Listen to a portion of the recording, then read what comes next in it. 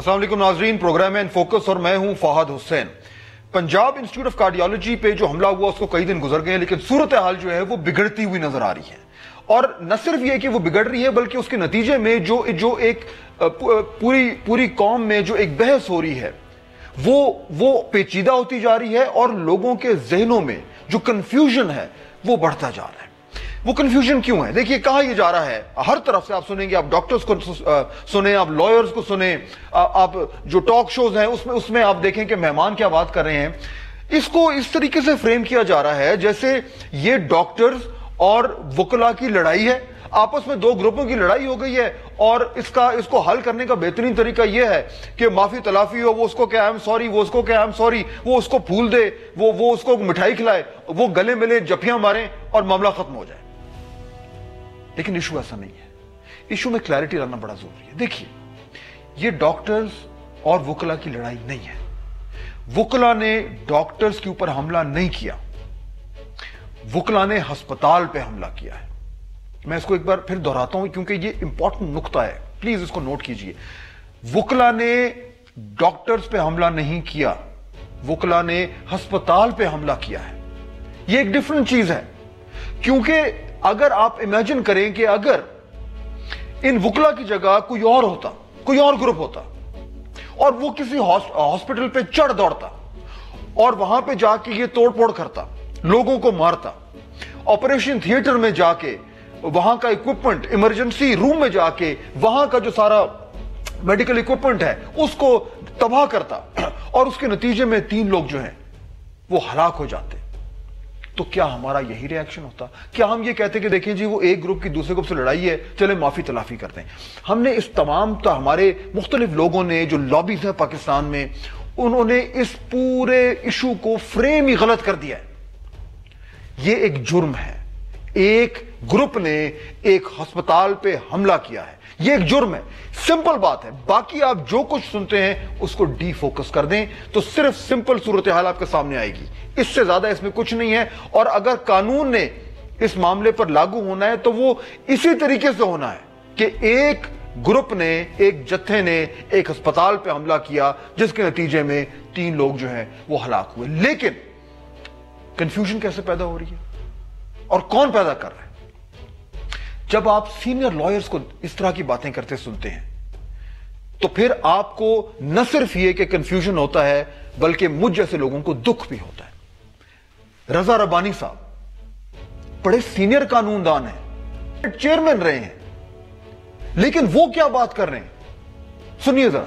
जो इंस्टिगेशन थी डॉक्टर्स की तरफ से वो नामुनासिब थी और रियासत की तरफ से भी एक टोटल इनएक्शन रही कि एफआईआर दर्ज हुई, फिर उसके बाद जो है लोग आइडेंटिफाई हुए लेकिन अरेस्ट वगैरह जो है वो नहीं हुए। पूरा प्रोसेशन निकला और प्रोसेशन के हॉस्पिटल पहुंचने तक काफी वक्फा था, लेकिन एडमिनिस्ट्रेशन ने वहां पे भी उनको रोक के उनसे बात करने की कोई कोशिश नहीं की।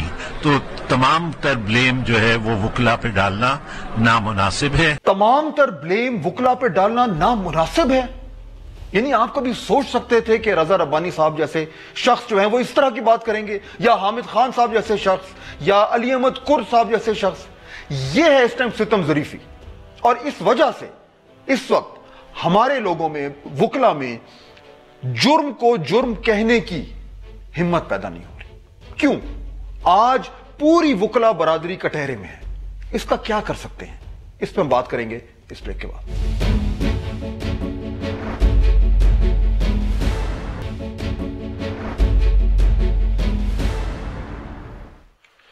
तो अजीम, ब्रेक के बाद खुश आमदेद। मेरे पास 3 मौजूद मेहमान मौजूद हैं, उनका तारुफ कराता हूं क्योंकि आज का जो मौजू है वो बहुत ही जरूरी है। कोशिश ये करेंगे कि ये जाने के ये मामला क्या है, ये जो एक इतना बड़ा प्रॉब्लम खड़ा हो गया है वकला बरादरी के साथ। मैं तो ये कहूंगा कि इस वक्त पाकिस्तान की पूरी वकला बरादरी जो है वो कटहरे में है, दे आर ऑन ट्रायल। ये क्यों है ऐसा? बहुत ही मोहतरम जनाब इरफान कादिर साहब मेरे मेहमान हैं, साबिक अटॉर्नी जनरल पाकिस्तान है और बड़े ही वजन से बात करते हैं, बहुत शुक्रिया आपका।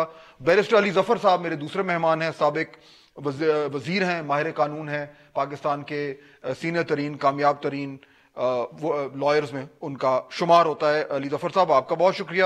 سید امجد شاہ ہمارے تیسرے مہمان ہیں, وائس چیئرمین ہیں پاکستان بار کاؤنسل کے, ان سے بھی ہم کچھ دیر میں بات کریں گے. عرفان قادر صاحب, اگر میں بات آپ سے شروع کروں, یہ اس وقت جو ایک عجیب سا ڈیلیما ہوا ہے, یعنی جو میں شروع میں کہہ رہا تھا کہ ہمارا جو ایک اخلاقی معیار ہے وہ چیلنج ہو رہا ہے, جب رضا ربانی صاحب جیسے, جب حامد خان صاحب جیسے, جب علی احمد کرد صاحب جیسے لوگ یہاں پہ ایک کنفیوژن پیدا کرتے اور ایک طریقے سے جسٹیفائی کرنے کی کوشش کرتے ہیں کہ یہ کیوں ہوا, تو یہ ایک میرے خیال میں تو یہ ایک بحرانی کیفیت ہے. یہ کیوں ہو رہا ہے ایسے؟ دیکھیں, میں علی احمد کرد صاحب کا یا حامد خان صاحب کا جو ویو پوائنٹ ہے یا رضا ربانی صاحب کا ایک ویو پوائنٹ ہے, اس پہ تو میں نہیں چاہوں گا کہ میں کوئی کامنٹس دوں کہ وہ صحیح ہے یا غلط ہے.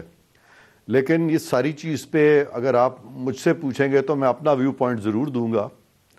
اور میرا ویو پوائنٹ بالکل سمپل ہے, وہ یہ ہے کہ یہ اسینشلی جو ایشو تھا شروع میں وہ پریسیپیٹیٹ کیسے ہوا, وہ ذاتی انا کا مسئلہ تھا. ایک وکیل صاحب گئے اپنی والدہ کو دکھانے ڈاکٹر صاحب کے, اور وہاں پہ انہوں نے غالباً یہ کہا کہ جی وہ وکیل ہیں اور ان کو کوئی بہتر ٹریٹمنٹ ہونی چاہیے. تو میں سمجھتا ہوں کہ یہ ایک ذاتی مسئلہ تھا, اس میں سارے وکلاء کا انوالو ہونا جو تھا وہ میری سمجھ سے باہر ہے. اور اگر وہ وکیل صاحب چاہتے تھے اور سمجھتے تھے کہ ان کو ایک ڈگنیٹی کے ساتھ یا ایک ڈگنیفائڈ طریقے سے ٹریٹ نہیں کیا جا رہا, تو ہماری آئین میں ایک آرٹیکل 14 ہے, اس میں لکھا ہوا ہے کہ dignity of man shall be inviolable. تو وہ اس آرٹیکل کے تحت ڈگنیٹی جو ہے وہ مین کی تو ہے, لیکن ڈگنیٹی کسی ڈاکٹر کی یا کسی وکلا کی تو آئین میں نہیں لکھی ہوئی, یا کسی جج کی یا کسی وزیر کی. تو سب سے پہلی بات تو یہ ہے کہ ہمارے جو کانسیپٹس ہیں وہی درست نہیں ہیں. اور یہ ایسے ہی ہے جیسے کہ کل کو فہد حسین صاحب آپ کسی ڈاکٹر کے جائیں اور آپ کو لگے کہ آپ کو کوئی اٹینڈ نہیں کر رہا تو آپ ساری صحافی برادری کو انوالو کر لیں. اس طرح تو کبھی نہیں ہوتا. یا کوئی ہائی کورٹ سپریم کورٹ کا جج کسی ڈاکٹر کے پاس گیا بیچارہ, تو وہ بعد میں سارے ججز کو انوالو کر لے کہ جی میں گیا تھا تو ڈاکٹر نے مجھے اٹینڈ کرنے میں دیر کی تھی, یا کنٹیمپٹ نوٹسز شروع کر دے.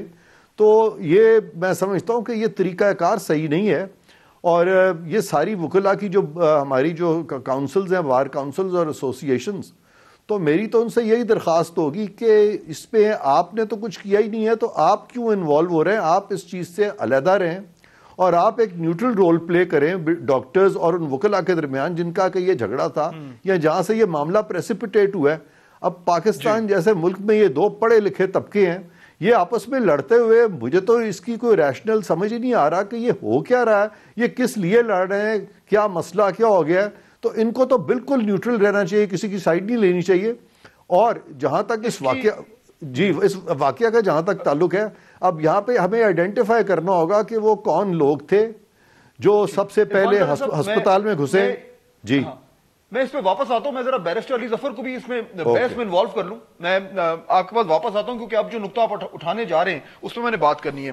علی ظفر صاحب, یہ جو ابھی آپ نے سنا عرفان قادر صاحب نے کیا بات کی, اور جو وہ بات کر رہے ہیں وہ بالکل درست کہہ رہے ہیں. یعنی یہ اگر عرفان قادر صاحب جیسے اتنے سینئر قانون دان جو ہیں ان کے ذہن میں یہ کنفیوژن پیدا ہو رہا ہے کہ یہ ہو کیا رہا ہے, یعنی ایک انبلیویبل سی صورتحال بن گئی ہے, تو یہ واقعی میں ایک پریشان کن بات ہے جس کو اب ہم اگنور نہیں کر سکتے.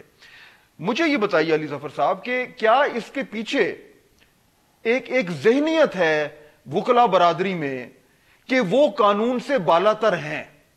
کیا یہ ذہنیت جو ہے وہ پنپ چکی ہے ایک پوری برادری میں کہ قانون کے ہاتھ ان تک نہیں پہنچ سکتے؟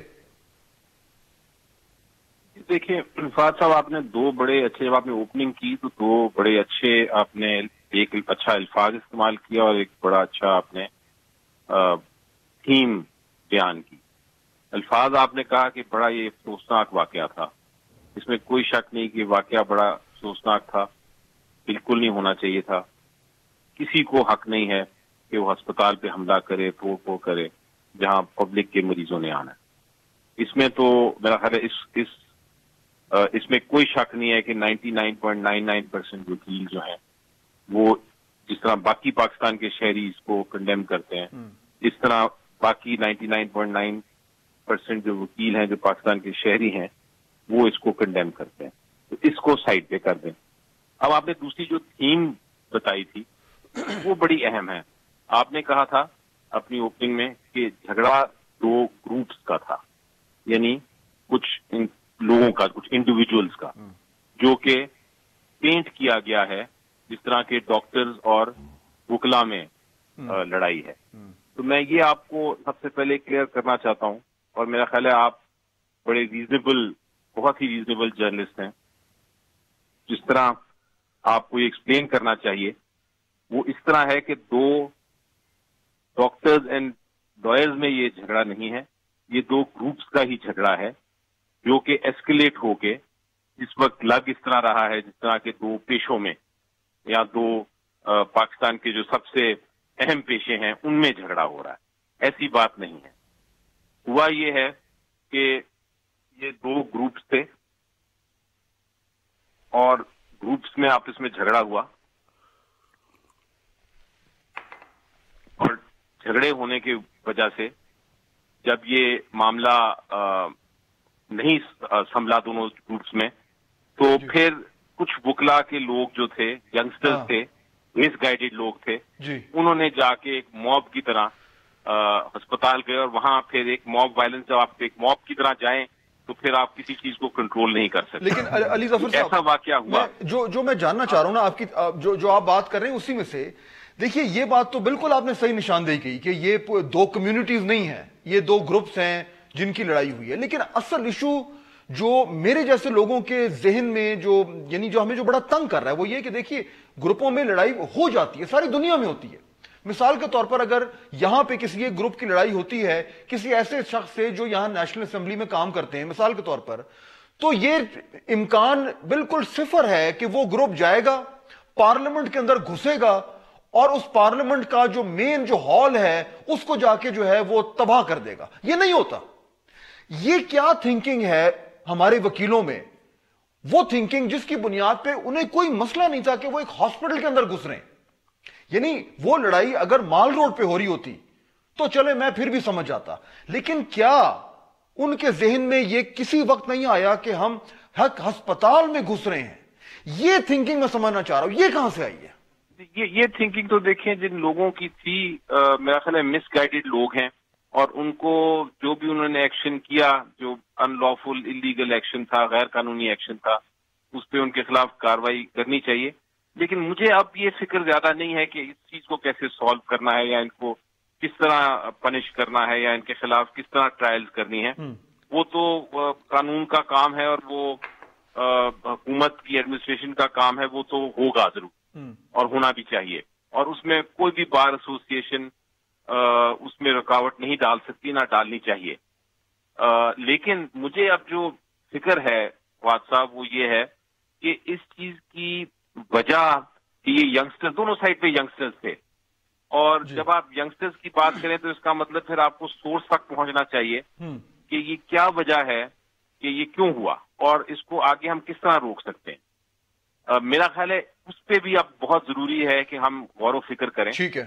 اور 2-3 تجاویز ہیں میرے دماغ میں, جی بتائیے, جو فی الفوراً کرنی چاہیے.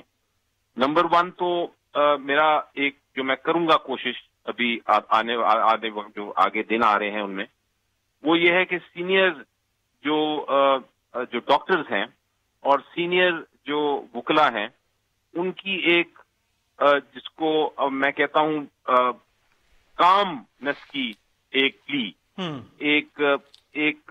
یعنی ایک سمجھانے کی, اپنے جو جونیئرز ہیں ان کو سمجھانے کے لیے ایک پریس کانفرنس کرنی پڑے گی جس میں یہ بتانا پڑے گا کہ یہ ڈاکٹرز اور لائرز ایک نوبل پروفیشنز ہیں دو, اور یہ ساتھ ساتھ چلتے رہے ہیں ساری زندگی, ہسٹری میں بھی ساتھ ساتھ چلتے رہے ہیں, ان میں کوئی جھگڑا نہیں ہے. ٹھیک ہے. اور دوسری چیز جو سمجھانی پڑے گی وہ ہے کہ ینگسٹرز آپ لوگ اب اس کو جو انسیڈنٹ ہو گیا ہے بڑا غلط ہو گیا, دونوں سائڈ اپالوجی کریں اور جو قانون ہے اس کے مطابق سزا ہو. اچھا, دونوں پارٹی جو انوالوڈ ہے, چاہے ڈاکٹر ہے, لیکن میں اگر وکیل ہے, چاہے کوئی اور ہے, ٹھیک ہے, میں اگر اس سے شخص کو ایک قدم آگے چلوں, سزا بھی ہو. ٹھیک ہے, یہ کرنے کے ساتھ ساتھ ہمیں دوسری تجویز میری یہ ہے، یہ بھی سوچنا ہوگا کہ کیا ہمارے جو کریکولم ہے، جو ہماری ایجوکیشن ہے پرٹیکولرلی ڈاکٹرز کی اور لائرز کی، اس کے اندر کیا اب ہمیں ضروری نہیں ہے کہ ہم یہ ایتھکس اور جو علی ظفر صاحب میں اس سجیشن پہ آتا ہوں واپس، ری ایمفسائز کریں. تھوڑا سا معذرت کے ساتھ میں آپ کو روکوں گا، میں اس سجیشن پہ آتا ہوں کیونکہ بڑی امپورٹنٹ آپ نے بات کی ہے کہ یہ جو اس طرح کا ایک پورا کراؤڈ ہے جو وکلا کی صفوں میں آ گیا ہے، اس کی کیا تعلیم ہو رہی ہے، کیا ایجوکیشن ہو رہی ہے، it's a very important point. میں اس پہ واپس آنا چاہتا ہوں، لیکن میں ایک سیکنڈ عرفان قادر صاحب کو ذرا انوالو کروں. عرفان قادر صاحب، یہ جو ابھی علی ظفر صاحب بات کر رہے تھے، یہ بات ٹھیک ہے کہ آپ ان کو سمجھائیں، ان کو ری ایجوکیٹ کریں یا کریکولم بہتر کریں، لیکن مجھے یہ لگتا ہے کہ ایک بڑا ہی خوفناک پرابلم ہے جس کے اوپر بات کرتے ہوئے ہم تھوڑا سا گھبراتے ہیں سارے، اور میں بھی گھبرا رہا ہوں کیونکہ ہم ایک نیشنل میڈیم پہ بیٹھے ہیں اور ہمارے ہاں آپ میرے سے بہتر جانتے ہیں کہ ہر وقت ایک تو ہر چیز میں ہمارے یہاں توہین ہوتی ہے. توہین عدالت الگ ہے، توہین ریاست الگ ہے، توہین سیاست الگ ہے، تو ہر توہین سے ہمیں ڈر لگتا ہے. لیکن یہ جو ایک دیدہ دلیری ہے وکلا میں کہ ہمیں کوئی چھو نہیں سکتا، اس کی سورس آف سٹرینتھ کہاں سے ہے؟ یہ سورس آف سٹرینتھ وہ ہے کہ قانون اگر ہمارے پہ لاگو ہوگا تو ہمیں تحفظ دینے والے بہت ہیں. ہماری بیک پہ بڑے بڑے قانون کے جو ہیں وہ جو معمار ہیں وہ بیٹھے ہوئے ہیں، اور جو کرمنل جسٹس سسٹم ہے اس کے تھرو ہماری جو کرائمز ہیں وہ پروسیس نہیں ہو سکتی. یہ سسٹم میں ایک پروٹیکشن ملی ہوئی ہے جو لیگل کمیونٹی ہے. میں درست سمجھ رہا ہوں یہ؟ نہیں، میں یہ نہیں کہہ رہا کہ آپ درست نہیں سمجھ رہے. آپ کا ایک پرسیپشن ہے اور علی ظفر صاحب کا بھی ایک پرسیپشن ہے، لیکن یہاں پہ میں علی ظفر صاحب کے پرسیپشن سے ایگری کر رہا ہوں، کیونکہ علی ظفر صاحب نے بالکل ٹھیک کہا ہے کہ یہ لیک آف ٹریننگ ہے. دیدہ دلیری آپ کا خیال ہے دیدہ دلیری ہے، یہ دیدہ دلیری نہیں ہے، یہ لیک آف ٹریننگ ہے. اب سوال یہ پیدا ہوتا ہے کہ یہ لیک آف ٹریننگ آئی کہاں سے؟ یہ لیک آف ٹریننگ ہمیں خود بہت سارے ہمارے جو سینئر لوگ تھے جو میچور پوزیشنوں پہ تھے، ان کا جو بچپنا سامنے آیا ابھی ریسنٹ پاسٹ میں. وہ آپ وقت بھول گئے ہیں کہ ایک چیف جسٹس جو تھے وہ بھی ہسپتال کے اندر گھس گئے تھے. ان کو کیا اختیار تھا کہ وہ ایک ہسپتال میں جا کے انسپیکشن شروع کر دیں ایک پرائیویٹ ہاسپٹل میں، اور وہ محمود بھٹی جو اس کے ڈائریکٹر تھے ان کو ڈانٹنا شروع کر دیا تھا بری طرح سے. اس طرح ڈانٹ رہے تھے جیسے کہ وہ ان کے کوئی ذاتی نوکر ہے. چیف جسٹس صاحب کو کیوں نہیں بارز نے بتایا کہ چیف جسٹس کا کوئی کام نہیں ہے اس طرح بیہیو کرے؟ وکلا کیوں ڈرتے رہے اس وقت؟ ان کی بھی تو ایک عدالت میں جا کے جج کا فون اٹھا کے پھینکا تھا، اور ایک عدالت میں جا کے میں 3 دفعہ یہ کہہ چکا ہوں اپنے پروگرامز میں کہ لٹرلی کورٹ روم میں پروسیڈنگز چل رہی تھیں. عدالت میں ایک سیشن جج کی عدالت اتنی ہی اہم ہے جتنی چیف جسٹس آف پاکستان کی ہے. وہ پروسیڈنگز اتنی سیکریڈ اور سینکٹیٹی کے لائق ہیں جتنی کہ سپریم کورٹ کی ہیں. وہاں پہ جا کے پروسیڈنگز کے دوران، کورٹ پروسیڈنگز کے دوران جاتے ہیں، وہاں پہ سرزنش کرتے ہیں اور موبائل اٹھا کے پٹک دیتے ہیں. کیوں نہیں کسی سپریم کورٹ کے جج نے اس چیز کا نوٹس لیا؟ کیوں نہیں بارز کیوں خاموش رہی؟ اسی چیز کی وجہ آج یہ ہوئی کہ یہ آپ بالکل ہمارے بار کے جو لیڈرز ہیں ان سے پوچھیں آپ. یہ چیزیں جو ہیں اگر تب پن پوائنٹ کر دی جاتی، کوئی ان کو پن پوائنٹ کرتا، آواز اٹھاتا، کہتا، تو پھر غالباً یہ جو ہمارے ینگسٹرز ہیں یہ مس لیڈ نہ ہوتے. یہ میٹیگیٹنگ سرکمسٹانسز ہیں یہاں ہمارے ینگسٹرز کے لیے، یہ بیچارے مس لیڈ ہوئے ہیں اور مجھے ان پہ ترس آتا ہے کہ یہ کیوں مس لیڈ ہو رہے ہیں. عرفان قادر صاحب، مجھے بریک لینی ہے، بڑا امپورٹنٹ جگہ ڈسکشن ایک جگہ پہ پہنچی ہے. بریک لیتے ہیں، واپس آتے ہیں، یہیں سے اس بات کو آگے بڑھائیں گے.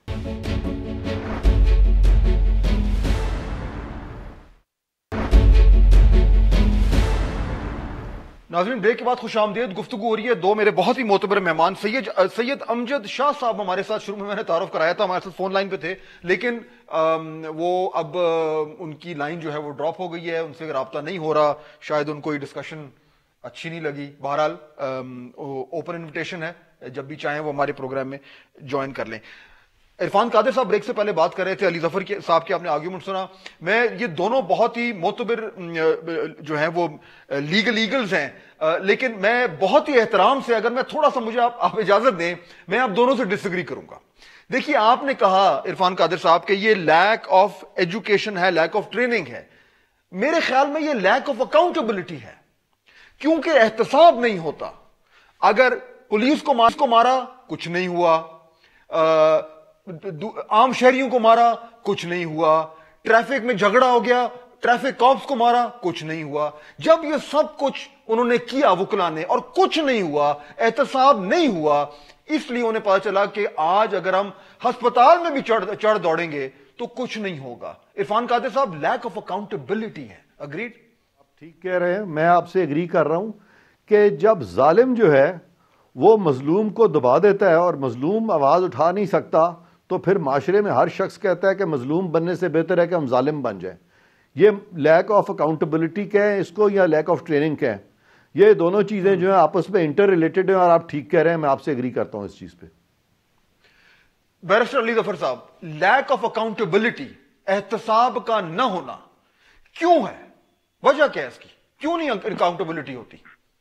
फाद साहब देखें, मैं आपको थोड़ा सा तारीख में ले जाऊं। जब ये 1960s में बार काउंसिल एक्ट आया था, तो उसके पीछे जो आइडिया था वो बहुत अच्छा था। आइडिया ये था कि चूंकि वकालत इतनी नोबल प्रोफेशन है, और आपको पता है हमारा मुल्क भी जिस शख्स ने बनाया वो भी वकील थे, और हमारे पॉलिटिक्स में जिन्होंने बड़ा नाम कमाया वो भी वकील ही हैं। तो एक बार काउंसिल एक्ट आया जिसका मकसद ये था कि ये नोबल प्रोफेशन को अपनी सेल्फ अकाउंटेबिलिटी करनी चाहिए, ये आजाद भी रहे, क्योंकि बहुत जरूरी है कि जो एक वकील है वो आजाद ख्याल का हो, वो उसको किसी किस्म का प्रेशर ना हो, वो अपने क्लाइंट्स के लिए, चाहे वो पॉलिटिकल क्लाइंट हो, चाहे वो क्रिमिनल हो, चाहे वो सिविल इशू को, वो क्लाइंट के लिए इंसाफ, क्लाइंट के इंसाफ के लिए पूरी तरह आजादी से, इंडिपेंडेंस के साथ वो जिदोजहद कर सके और अपने दलाइल के जरिए कोर्ट्स में कन्विंस कर सके जज को कि वो सही है, ताकि मुकदमा जीते।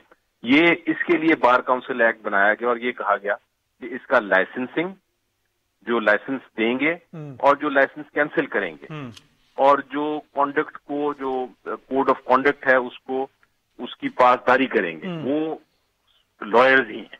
और ये बहुत अच्छा कॉन्सेप्ट है, ये दुनिया भर में कॉन्सेप्ट है। तो बार काउंसिल एक्ट ने कहा कि भाई वकील आप लोग अपने अपने लोग इलेक्ट करें, हाँ। अपनी बार काउंसिल बनाएं, ताकि वो आप लोग खुद ही अपने आप को रेगुलेट करें, ना आप किसी जज के नीचे हैं, ना आप किसी हुकूमत के नीचे हैं। आपको हमने कानून दे दिया है, अब आप अपने आप को इम्प्रूव करें, अपनी एजुकेशन को भी उसी के तहत आप इसी से देखें कि म्यार क्या है। मैं इसी पे एक सवाल, ये बड़ा अच्छा लॉ था। इसी पे एक सवाल मैं थोड़ा सा क्लैरिफिकेशन, मैं जरा एंड कर लूं जी। अच्छा, अब हुआ ये कि जब ये अब मैं अकाउंटेबिलिटी के कनेक्शन में आपसे बात कर रहा हूं। अब ये बार काउंसिल ने ही अकाउंटेबिलिटी करनी है, बार के कानून के तहत ही सेल्फ अकाउंटेबिलिटी है।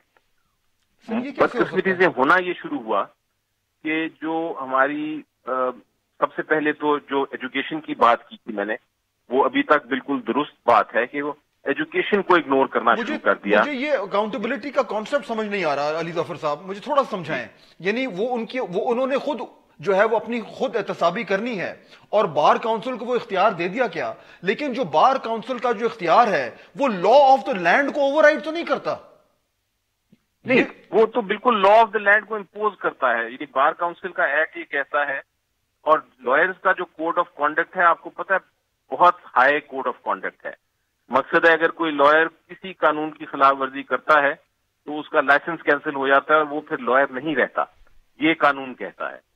तो इसलिए बार उसका बहुत बड़ा है, बहुत ऊंचा बार है, एक आम शख्स से ज्यादा बार है, लेकिन आम शख्स से ज्यादा उसकी ऑब्लिगेशन। लेकिन मुझे सिर्फ ये क्लियर करना है, अगर एक लॉयर जो है वो एक ट्रैफिक पुलिसमैन को मारता है तो उसके ऊपर भी वही कानून पाकिस्तान का लागू होगा जो मेरे पे होगा, ये बात तो क्लियर है? बिल्कुल बिल्कुल होगा। और उसके साथ साथ कानून लागू होने के साथ साथ जो बार काउंसिल एक्ट कहता है कि उसको वो फिर वकील भी नहीं रह सकता। ये दोनों चीजें हैं। एक तो जो नॉर्मल कानून है उससे तो लगना ही लगना है। अगर कोई किसी को कत्ल करता है, कोई चोरी करता है, कोई किसी पे जुल्म करता है, कोई तोड़ फोड़ करता है, तो कानून ने तो, नॉर्मल कानून ने तो उस पर लागू होना ही होना है। ठीक। लेकिन उसके साथ साथ एक सेल्फ अकाउंटेबिलिटी ये भी है कि उसको फिर वकील के पेशे में रहने की भी इजाजत नहीं है, क्योंकि वकील का पेशा बहुत बहुत नोबल, फाद साहब, इतना नोबल पेशा है कि आप सोच भी नहीं सकते। आपका جو میڈیا کا ہے ایک کہ ہم آپ تو سچ آگے لے کے آنے کی کوشش کرتے ہیں، لیکن ہم انصاف کے لیے لڑتے ہیں. بالکل ٹھیک ہے، لیکن اس میں دیکھیے عرفان قادر صاحب، یہ بات درست ہے کہ نوبل پروفیشن ہے، لیکن دیکھیں اس طرح تو پھر سارے پروفیشن نوبل ہے نا. یہ کہنا کہ جی ڈاکٹر اور وکیل جو ہیں وہ صحافی سے یا فوجی سے یا کسی اور بینکر سے زیادہ نوبل ہیں، یہ تو یعنی کہنے کی بات تو ہے، لیکن اصل میں تو جو ہے وہ چلیں آپ اگر وکیل کہہ لیں تو ٹھیک ہے. لیکن یہ جو علی ظفر صاحب نے پوائنٹ اٹھایا ہے یہ بڑا ہی کروشل ہے. دیکھیں آئی تھنک میرے خیال لوگوں کو اب تھوڑا سا ذہن بھی کلیئر ہو رہا ہے کہ لائرز کے اوپر ایک لا آف دا لینڈ ہے وہ بھی اپلائی کرتا ہے، اور جو بار کاؤنسل کا جو بھی قوانین ہیں یا جو بھی اختیارات ہیں وہ بھی اپلائی کرتے ہیں. یعنی کہ لائرز کے اوپر ایک طرح کی ڈبل اکاؤنٹیبلٹی ہے. اور ستم ظریفی یہ ہے جو میں جاننا چاہ رہا ہوں آپ سے کہ یہ جو معاملات ہو رہے ہیں، جو یہ تشدد ہوتا ہے، جو وائلنس لائرز کر رہے ہیں، اس میں نہ ان کے اوپر law of the land apply کرتا ہے اور نہ ہی ان کے اوپر بار کاؤنسل کا لا اپلائی کر رہا ہے. یعنی جہاں پہ ان پہ دونوں اپلائی کرنے چاہیے ان کو کنٹرول کرنے کے لیے، ان کا احتساب کرنے کے لیے، وہاں پہ دونوں اپلائی نہیں ہو رہے. جی عرفان صاحب، میں اس کا جواب دیتا ہوں. علی ظفر صاحب نے پھر بالکل صحیح فرمایا، انہوں نے ٹھیک کہہ رہے ہیں کہ یہ جو نوبلٹی کا کانسیپٹ ہے، جب ہم کہتے ہیں نوبل پروفیشن تو بالکل ہر پروفیشن نوبل ہے. اور علی ظفر صاحب بھی اسی کانٹیکسٹ میں بات کر رہے تھے کہ نوبلٹی کا مطلب یہ ہے کہ آپ سمجھیں کہ you are not above accountability. لیکن اگر آپ کی سائیکی میں یہ آ جائے کہ آپ ابو اکاؤنٹیبلٹی ہیں، جو کہ ہمارے بار کو جو لیڈ کر رہی تھی جو عدلیہ، وہ اس نے بھی اپنے آپ کو ابو سیلف اکاؤنٹیبلٹی سمجھا. آج ججز جو ہے وہ پبلک اکاؤنٹس کمیٹی کے سامنے نہیں جاتے، اپنے اکاؤنٹس جو ہے وہاں جا کے نہیں دیتے. کیوں نہیں دیتے؟ دنیا میں باقی ملکوں میں دیکھیں آپ، یہ آڈیٹر جنرل جو ہے وہ پاکستان کے ہیں. وہ آڈیٹر جنرل جو ہے وہ ایسے آڈیٹر جنرل نہیں ہے جو کہ سپریم کورٹ اس سے مبرہ ہے، ایسی بات نہیں ہے. اور اگر سپریم کورٹ ہے تو وہ بھی پاکستان کی ہے. تو جب بھی معاملہ آڈٹ کا آئے گا تو auditor generals across the board وہاں پہ آڈیٹنگ کریں گے. اسی طرح اکاؤنٹیبلٹی کا جب معاملہ آئے گا تو اکراس دا بورڈ اکاؤنٹیبلٹی ہوگی. اسی طرح عدالتوں میں اگر مقدمے آئیں گے تو اکراس دا بورڈ آئیں گے. تو لہٰذا ہم کوئی بھی اپنے آپ کو اگر یہ سمجھنا شروع کریں گے کہ ہم ابو اکاؤنٹیبلٹی ہیں، جو کہ ہمارے کچھ چند چیف جسٹسز نے سمجھا، اور علی ظفر صاحب میری بات کی مجھے امید ہے کہ تائید کریں گے اور ایگری کریں گے مجھ سے، کہ ہمارے یہاں ایک چیف جسٹس آئے تھے یہ افتخار چودھری صاحب کے بعد، وہ اپنے آپ کو بالکل اکاؤنٹیبلٹی سے مبرہ سمجھتے تھے، اور علی ظفر صاحب ان کو بہت اچھی طرح سے جانتے ہیں. اور علی ظفر صاحب وہاں پہ میں سمجھتا ہوں کہ مظلوم تھے، اور علی ظفر صاحب کے ساتھ بھی انہوں نے زیادتی کی تھی، میرے ساتھ بھی زیادتی کی تھی. علی ظفر صاحب کے لیے بار نے کتنی آواز اس وقت اٹھائی، سمپتی ضرور کرتے تھے علی ظفر صاحب سے، مجھ سے بھی لوگ سمپتی کرتے تھے، بار کے سارے لوگ مجھ سے سمپتی کرتے تھے، لیکن کیا میرے لیے آن پرنسپل کسی نے آواز اٹھائی؟ نہیں آواز اٹھائی. اس لیے نہیں اٹھائی کہ وہ جج صاحب جو تھے وہ اس وقت اباب اکاؤنٹیبلٹی ہو گئے تھے، اور جو بھی ان کی اکاؤنٹیبلٹی کی بات کرتا تھا تو وہ اس کے پیچھے ساری سرکاری مشینری جو ہے لگا دیا کرتے تھے. تو اسی طرح سے ہوتے ہوتے یہ معاملے جو ہے اس نیش تک پہنچے ہیں. اور یہ آپ نے بالکل ٹھیک کہا. میں حضور کا آخری خطبہ آپ کے سامنے رکھ دیتا ہوں، جس میں کہ آخری چند لائنیں جو ہیں اس سے یہ بات بالکل کلیئر ہے کہ سڑک پہ ایک شخص جو جھاڑو دے رہا ہے اس کا پروفیشن بھی اتنا ہی نوبل ہے جتنا کہ کسی وکیل کا یا ڈاکٹر کا ہے. بالکل صحیح کہہ رہے ہیں. بڑائی جو ہے وہ تقوی میں ہے، بڑائی آپ کے عہدے میں نہیں ہے. تو یہ ہم وکیلوں کو اور ڈاکٹروں کو اور سب کو سمجھنا چاہیے. بالکل صحیح کہہ رہے ہیں. بہت اچھی بات کی عرفان قادر صاحب نے. بریک لیتے ہیں ناظرین. اس کے بعد یہاں پہ جو خود احتسابی کی بات اور ایک سائیکی کی بات ہوئی ہے، نفسیات کی بات ہوئی ہے، وہ کیوں ہے ایسا؟ یہ کہاں سے آئی ہے نفسیات، اور اس کو اگر ٹھیک کرنا ہے تو کیا کر سکتے ہیں؟ بریک کے بعد.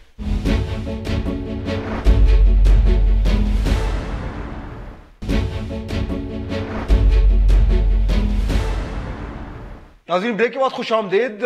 خبر یہ ہے کہ پنجاب بار کاؤنسل نے یہ اعلان کیا ہے کہ غیر معینہ مدت کے لیے وہ پنجاب میں ہڑتال کر رہے ہیں تمام عدالتوں کا. اور اوپر سے یہ بھی کہا ہے، ابھی جو ہم بات کر رہے تھے، کہ کسی بھی پولیس والے کو وردی میں اجازت نہیں دی جائے گی کہ وہ کسی عدالت میں آئے. अली जफर साहब, अभी हम यही बात कर रहे थे और इरफान कादिर साहब ने कहा कि ये एक अबव द लॉ का जो एक जहनियत आ गई है कि हम कानून से बालातर हैं, और जो बड़े बड़े जो यानी कि जो जजेस थे उन्होंने ये एक मिसाल कायम की कि देखिए हम ऐसे करते हैं, हम ऐसे बिहेव करते हैं, हमारा एहतसाब कोई नहीं कर सकता, तो वो नीचे तो ट्रिकल डाउन करता है रैंक एंड फाइल में। ये हुआ है। अब ये जहनियत बन गई है और ये उसकी अक्कासी ये कर रही है। अभी जो मैंने खबर रखी है, ये जहनियत जो है ये सिर्फ इस तरीके से आई है कि उन्हें लगता है कि हमारे ऊपर ना कोई चेक है और ना कोई चेक आएगा। ये पैदावार जो है ये जहनियत की इस चीज की है। जी देखिए, इसमें कोई शक नहीं, तारीख को कोई डिनाई नहीं कर सकता। बहुत सारे लोग आए, बहुत सारे चीफ जस्टिस भी आए जिन्होंने ऐसी बातें की, ऐसी हरकतें की जिसको किसी ने डिनाई नहीं किया, बल्कि उल्टा मीडिया ने उनको बहुत ज्यादा मकसद है कि एक तरह से प्रेज भी किया। तो इसमें आप हर मीडिया वाले को नहीं आप ब्लेम कर सकते, लेकिन एक जनरली मीडिया का ट्रेंड था कि वो चाहते थे कि कोई ना कोई ऐसी हरकतें हों, कोई ना कोई ऐसी डिसीजंस हों, कोई ना कोई ऐसे फैसले हों जो कि एक कोर्ट के जो जुरिस्डिक्शन है उससे बाहर हों, और उसकी वजह से, मीडिया की प्रेशर की वजह से कोई उनके खिलाफ बोलता भी नहीं था उस वक्त। बाद में जब वो चले जाते हैं तो बोला जाता है। बहुत कम लोग अपनी आवाज उठाते थे। तो ये हिस्ट्री है, जिसको महल दोहराने की जरूरत नहीं है। इरफान कादिर साहब ने भी इशारा किया। लेकिन अब ये जो bar council, Punjab bar council का जो स्ट्राइक का कॉल है, इसके बारे में भी थोड़ी सी क्लैरिटी मैं दे दूं।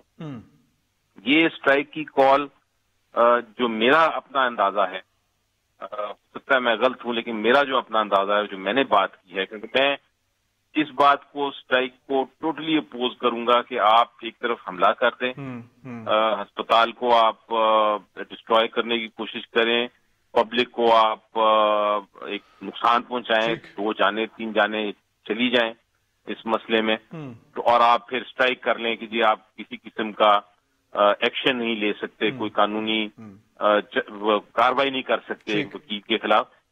अगर स्ट्राइक इसके लिए है तो बिल्कुल गलत है और मैं इसको अपोज करूंगा। लेकिन जो मेरी इंफॉर्मेशन है वो ये है कि स्ट्राइक कॉल इसलिए नहीं है। स्ट्राइक कॉल जो है वो एक और मसले पे है, और वो मसला ये है कि अगर वकीलों ने या कुछ चंद जो ग्रुप, जिसको मैं कहता हूं, मैं वकील का लफ्ज इस्तेमाल ही नहीं करना चाहता, जब चंद जो ग्रुप के लोगों हैं दोनों तरफ से, डॉक्टर्स की तरफ से भी और लॉयर्स की तरफ से भी, उन्होंने जो हरकत की है, ठीक है, उनको कानून के मुताबिक जिस तरह एक आम शहरी को आप ट्रीट करते हैं उसी तरह करें। मसला ये हुआ कि जब वो आए अंदर, वक्त में खत्म हो रहा है जी, बस मैं एंड कर दूं। जब वो लेके आए तो उनको सर के ऊपर एक तरह से कपड़े टेररिस्ट होते हैं वो पहना के अंदर ले आए। प्रोटेस्ट उसके ऊपर हो रहा है। ठीक है।